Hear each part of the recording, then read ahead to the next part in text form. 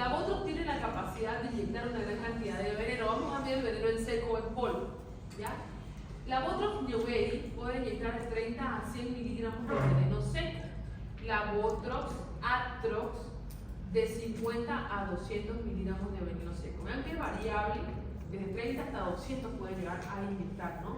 ¿Cuál es la cualidad del cuadro clínico de una Botox?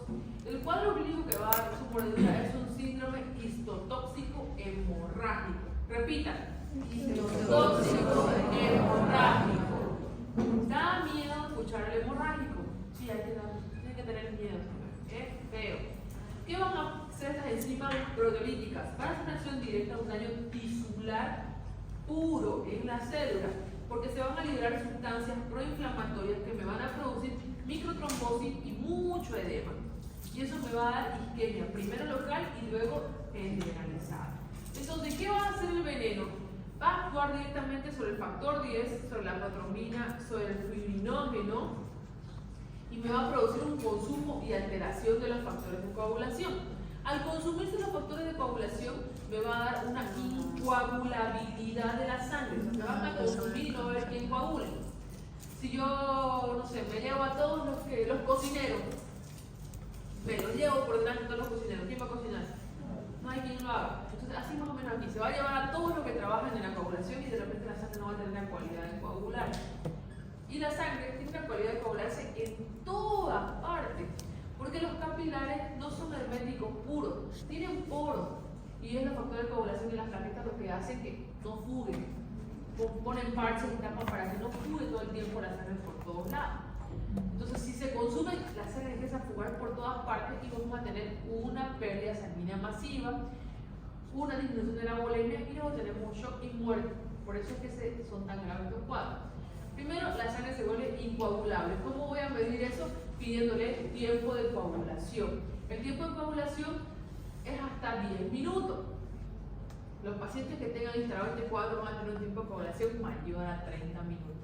O sangre incoagulable, va a venir el informe, el reporte. Se van a desarrollar las famosas hemorraginas o metaloproteinasas que van a actuar sobre la membrana basal del endotelio vascular, produciendo un aumento de la permeabilidad, pérdida de la unión celular, ruptura de la integridad vascular, lo que me va a dar como traducción en hemorragia por todos lados.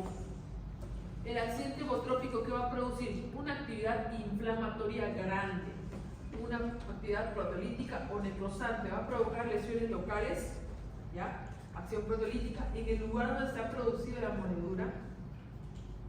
Va a haber necrosis, inflamación y sangrado. Y me va a producir que se van a liberar esas proteasas a nivel sanguíneo y me van a dar una actividad enzimática en otros lugares, proteasas, granuloasas, polipasas, y en otros lugares van a haber manifestaciones sistémicas. Va a haber una activación del factor 10, la protrombina, acción, se va a inhibir la activación del factor 10, la protrombina, la sangre coagulable, se degrada la fibrina y la acción de veneno vasculotóxica hemorrágica. Lesión de membrana basal, lesión de endotelio que se traduce como hemorragia. Difusión plaquetaria, plaquetopenia y hemorragia. Todo eso va a pasar con el accidente hemotrópico. ¿Cómo lo va a ver usted? Entonces se va a quejar de dolor. Mira, ahí fue la mordedura en la mano.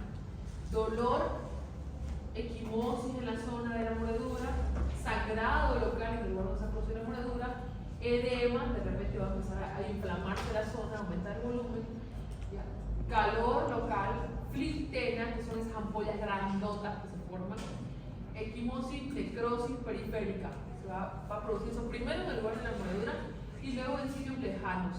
Las manifestaciones sistémicas, vamos a tener alargamiento del tiempo de coagulación, hemorragia en otros sitios lejanos. Si le mordió en el pie, vamos a sangrar por la nariz, por las encías, por los oídos, las orejas, por todos lados va a sangrar el paciente. Hipotensión. Tanta sangre va a perder que lo primero que va a pasar es hipotensión, oliguria, falla renal, anuria, shock y muerte. Ese es el orden. Miren, aquí con las filtenas, la ven las ampollotas. Entonces pasa esto. Y tenemos tres tipos de cuadros dependiendo de la cantidad de veneno que se va a inocular. El cuadro leve, moderado y el cuadro grave. El cuadro clínico leve va a tener un dolor leve, no tan intenso en el lugar de la mordedura, edema solamente en un segmento. Cuando habla de segmento se refiere a una porción o región del cuerpo.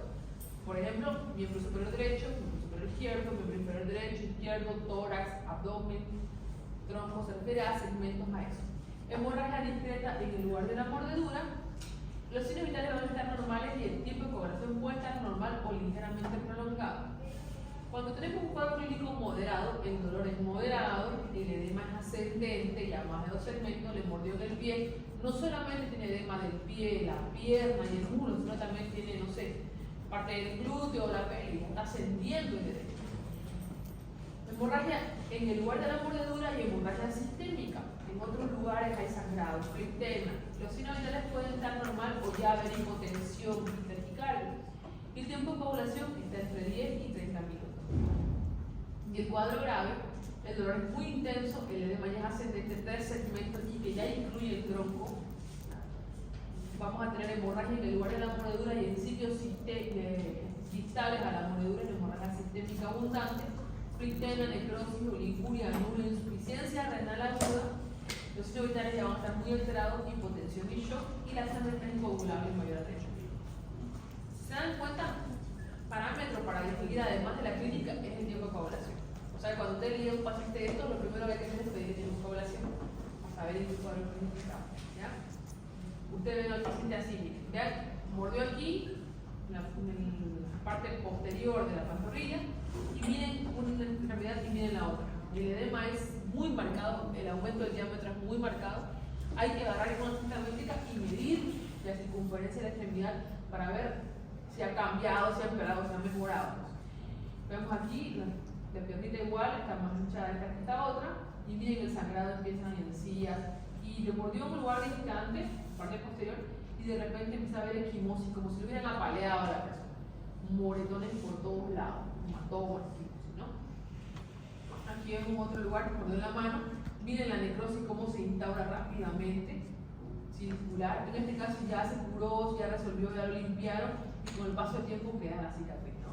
Queda la retracción. Aquí vemos un cuadro más feo, y la equimosis cómo se desarrolla, porque está perdiendo, como hay una alteración de la membrana, del endotelio, de los vasos sanguíneos, es la sangre por todos lados. Miren subcutáneamente cómo ha jugado, un hematoma, miren se forma la flictena. En otro paciente, miren, literalmente la revista, esto es sangre purita y sangrado tiene encima. ¿Qué va a pedir usted en este paciente con accidente hipotrópico? Hemograma, recuento de plaquetas para valorar también la anemia, ¿no? Para valorar la pérdida de plaquetas que está teniendo. El tiempo de coagulación es clave. También podemos pedir tiempo de protromina, toda la función, todo el coagulograma, tiempo de coagulación, tiempo de sangría, tiempo de protromina. Podemos pedir fibrinógeno. El valor normal del fibrinógeno oscila entre 200 a 400 miligramos de litro para saber el consumo que están teniendo los factores de coagulación. Podemos pedir CPK para ver cómo está la parte cardíaca, porque obviamente me va a afectar el corazón también con la pérdida sanguínea porque va a jugar por todos lados. Urea, creatinina para ver la función renal, si no está en urea renal, examen de orina. ¿Ya? Luego vamos a ver también el accidente crotálico, la crotalus, la famosa cascabel chonono, que es la capitana de este equipo. Miren la capacidad glandular es de 100 a 500 miligramos. La anterior hasta 200, esta hasta 500 miligramos de veneno seco. Ahí está el chorono para quien no lo conoce. Miren las bolas, de repente está delgadita, de la nada. Miren el choronito. ¿Cómo se la redonda? La mamba negra, la cobra real, son más venenosas. Te muerden y te morí este día. Bueno, la chonono, la cascabel, la crotalus, tiene otro tipo de veneno. En este caso, la acción del veneno es neurotóxica coagulante. A ver. Neurotóxica coagulante. Repita. Neurotóxica coagulante. Aquí todo el mundo resbala cuando tenemos un examen práctico, porque neurotóxico tiene que abordarse de síntomas neurológicos. ¿Ya? Por la crotoxina, neurotoxina y con acción presináptica inhibe la parálisis de la acetilcolina, produciendo parálisis motora. Tampoco es tan bueno que produzca parálisis motora, no se olviden que la acetilcolina encabeza todas las funciones en el cuerpo, si se paralizan algunos músculos, dejamos de respirar, deja de circulación y también el cristiano se va con San Pedro. Entonces es muy importante también que hagamos tratamiento oportuno. Coagulante, ¿qué va a hacer este veneno? Acción tipo tropina convertida en fibrinógeno coagulable. Las acciones del veneno entonces, también son miotóxicas. ¿Qué va a producir? Hacer lo mismo, neurotóxica, coagulante, miotóxica y nefrotóxica. Son las 4 propiedades de este veneno. Miotóxica, que va a producir daño directo a los miocitos, al músculo. ¿Qué va a producir entonces? La famosa rhabdomiólisis. La rhabdomiólisis no es más que la destrucción del músculo con la liberación de sus proteínas, propiamente la mioglobina. Y la mioglobina resulta que es una proteína muy pesada y un poquito dañina cuando pasa a la circulación y llega a la nefrona. Cuando la sangre pasa por el riñón para ser filtrada, al llegar a la nefrona destruye los segmentos de esta. Entonces por eso es que se produce daño a nivel renal cuando tenemos mioglobina circulando. Entonces, al producirse la liberación de mioglobina, se traduce eso como rhabdomiólisis o daño renal. ¿Cómo lo vamos a ver el daño renal? La orina es color sangre, no un color vino, por la presencia de mioglobina. Caramba. Nefrotóxica, el mismo hecho de que esté circulando la mioglobina me produce daño en el riñón. Se produce una lesión tubular por esa mioglobina que está circulando y que va a pasar a la orina como mioglobinuria. Cuando digan mioglobinuria es mioglobina en orina, ¿ya? Cuando ya pasa por el riñón. Entonces su acción del veneno es neurotóxica, coagulante, miotóxica y nefrotóxica. Son las 4 propiedades del veneno de la crota. ¿Cuál es el cuadro clínico del accidente crotálico? Manifestaciones locales, sí, en el lugar donde se produce la mordedura va a haber un poco evidente, no son tan marcadas como el anterior. Vamos a tener dolor, parestesia, adormecimiento en la zona, huella de la mordedura, las improntas, que son los 2 lugares donde entraron los colmillos binoculados de veneno. Se van a ver como 2 puntitos. Se ve a veces la fila de dientes chiquititos, a veces, no siempre, y se van a ver bien marcados las improntas o lugares donde entraron los 2 colmillotes. A veces ni siquiera se ve esto, solamente se ven los 2 puntos. Y ese lugar tiene un ligero trasudado, ¿ya? Así como ven aquí en la imagen, como si lloraran los huequitos, ¿no? Gotea ahí, trasuda, producto de la inflamación líquida, ¿no? Es la huella de la mordedura, va a haber eritema o enrojecimiento en este lugar y edema en algunos casos. Y se acuerdan que les dije manifestaciones clínicas, de hecho son las más importantes para hacer el diagnóstico. Vamos a tener tosis palpebral. ¿Quién sabe qué es tosis palpebral?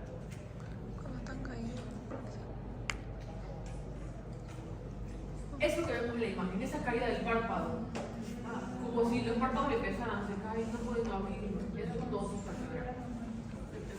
Pero no está con sueño, se cuenta que está despierto y todo, pero es que no puede abrir los ojos, se cae el párpado. Sí, parálisis de los músculos intrínsecos, diplopía, dificultad para deglutir, y son todos producto de alteraciones neurológicas, daño a nivel neurológico. Mialgias, parálisis de los músculos respiratorios, ya saben qué pasa cuando se paran los músculos respiratorios, no se duerman. Vamos a tener hemorragia, orina roja o marrón, producto de la mioglobinuria, y falla renal, desde luego, ¿no? 3 tipos de cuadro clínico igual que el anterior, leve, moderado y grave. También nos ayudamos con el tiempo de coagulación y con el cuadro clínico para hacer la diferencia. El cuadro leve tiene dolor, la fase miasténica todavía es ausente, esa fase de que está apenas abre los ojos, o tardía. Mialgia puede ser ausente o discreta, o sea, el dolor muscular puede ser muy leve o puede ser discreto. Orina normal, todavía hay orina y produce buena cantidad de orina. La oliguria aún es ausente. ¿Ya? Cuadro moderado, lea. Dolor, fase miasténica, discreta o evidente, diplopía,